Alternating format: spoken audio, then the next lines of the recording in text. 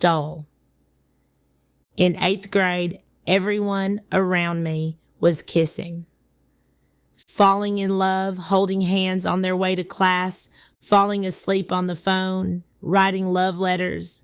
But who was going to kiss me? Who was going to hold my hand? I tried to act like I didn't care, but it felt like everyone else had some secret to being loved, and I was missing it. I told myself it'd happen eventually. I'd find someone. It had to happen, right? "Yo, Jeremiah," someone from the class called out. I turned, but it wasn't for me. Just some boys throwing a basketball across the yard, barely noticing I existed. "Faggot," I heard one of them whisper. They thought I didn't hear. I always heard. I figured my day would come. I'd probably be a late bloomer or something. Maybe when I finally found love, it'd be in college or after. It didn't matter. Just got to make it to 18. I'd sit in my room, headphones on, to drown out the noise from downstairs. I'd close my eyes and imagine him. How one day he'd show up and hold me. We'd sit on the couch, his arm around me, and he'd kiss my forehead. He wouldn't care about what my dad said. He'd love me anyway. My phone buzzed. I glanced at the screen. It was my mom. I hesitated before picking up. I didn't want to explain how today went. "Hey, Ma," I tried to keep my voice steady. "Hey, baby. How's school going? You doing okay?" Her voice was soft, but I could hear the worry beneath it. I paused, searching for the right lie. "Yeah, it's fine. You know, school's school." There was a long silence on the other end, like she was waiting for more. "You sure? You don't sound like yourself," she finally said. I sighed, leaning back on my bed, staring at the ceiling. "I'm good, Ma, just tired." She didn't push, but I could feel her concern through the phone. "Okay, well, I love you. You know that, right?" "Yeah, I know. Love you too."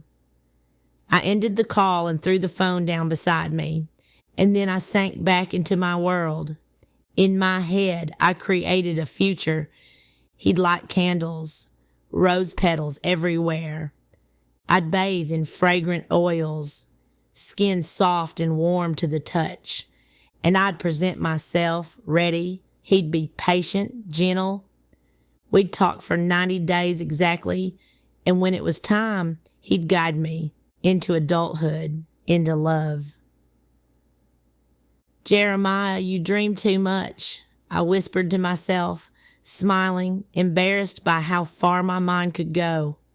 I didn't expect him to be my husband, but I wanted him to want to be. If it ever ended, I'd be the one making that call. I'd have the power for once. But at 14, those fantasies felt far away. By then, I had outgrown the cuteness that had bought me grace for my femininity. Now it just made people sick. The boys at school threw slurs my way and ignored me otherwise. The girls were only kind when they needed something from me, and I knew it. "Hey, Jeremiah," one of the girls said as she passed me in the hall. I nodded. "Hey." She walked on, turning to whisper to her friend. "I bet they're laughing at me."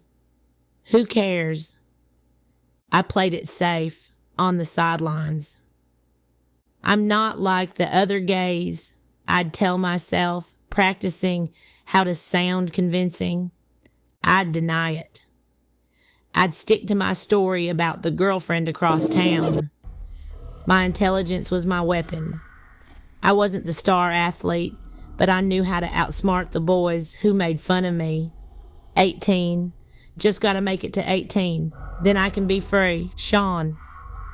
Sean was 7 years older, from Chicago, my cousin through marriage.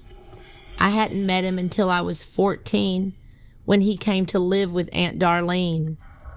I don't know why he moved in, but I didn't care. He was nice. He was the first person in the family to see me, really see me. He'd auditioned for American Idol and even made it onto the show. At church, he was a celebrity. The old ladies would rave about his voice, how his singing could move mountains.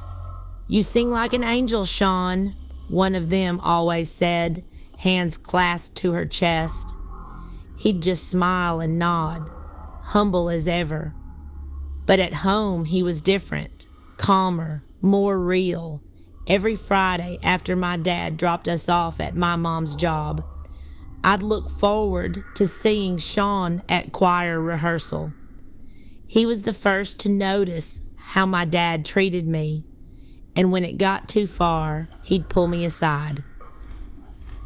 "Hey, Jay, you good?" he asked one night after I'd gotten into it with